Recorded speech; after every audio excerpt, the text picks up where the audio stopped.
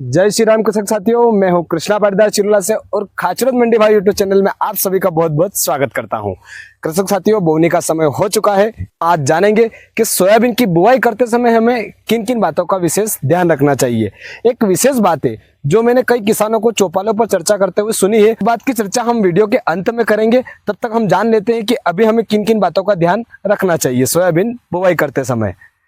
तो पहली बात कृषक साथियों कि हमें सोयाबीन की बुआई करने से पहले जब बोनी होती है उससे पहले हमें सोयाबीन का जर्मिनेशन कर लेना चाहिए कि हमारी सोयाबीन अंकुरित है कि नहीं, सही से रिजल्ट आ पा रहा है नहीं उगने का। इस बात का हमें विशेष ध्यान रखना चाहिए और जर्मिनेशन करके ही हमें सोयाबीन की बुआई का चयन करना चाहिए।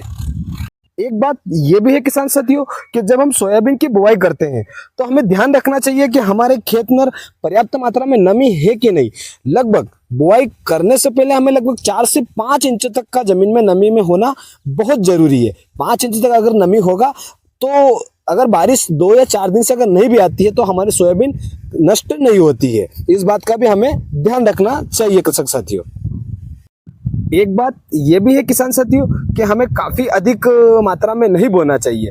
बिल्कुल प्रति दर बीघे की जो मात्रा रहती है उसके हिसाब से ही बोना चाहिए। अधिक घना बोने से हमारी सोयाबीन जब बड़ी हो जाती है उस समय उसको हवा नहीं लगती है।